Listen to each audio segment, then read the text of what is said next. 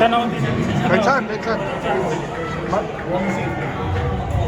Mark, kumusta katawan mo? Okay naman, medyo masakit. Sa laki ng binabantayan eh. At talagang going into the game, talagang kinondisyon mo na talagang papatabaw ka kay Apsyo.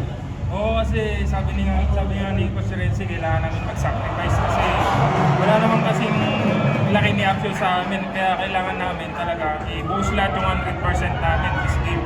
Kailangan namin manalo eh. So yun, ginawa ko lang naman yung 100% ko na kahit all trouble. Ayun nga, all trouble ka agad, pero yung mga fourth quarter, nakabalik ka. Sorry, yung fans parang natuwa pa nung kayo nang nagbabantayan ulit. So yun. Yan. Yan, okay. Kumusta ang ano mo? Kasi, di ba, rain or shine ka, di ba? Tapos tinade ka sa Converge, tapos tinade ka sa Titan, so maaga pala sa career mo, lipad bahay ka na. Oo. Pero okay lang naman kasi good thing din na napunta ako dito kasi siguro mas magagamit ako dito kasi Converge, lalaki.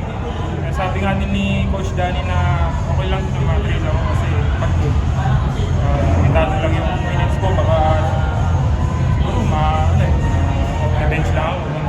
So yun, okay naman ako dito. Nangyari din, parang kung inabot mo sa left-hand din yung mga nakasabay mo rito, no? Lalo na nung nag-residency ka, inabot mo rin sila. Oh, sila pa. Oo, sila pa. Yun. Sila Kuya Brandy. Gradual pala ako. Pero nung nag-residency ka sa Ibaw, at least inabot. Inabot sila. With this game, gano'ng kalaking bagay sa confidence mo moving forward sa young career mo sa PBA?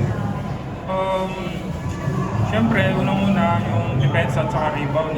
Nakakuha na ako ng kumpiyansa ko. Yung puntos, bonus na lang yun. Especially yung defense ko talaga. Mas makakuha ko na yung confidence ko. And then yung rebound. Yun naman yung kailangan ko eh.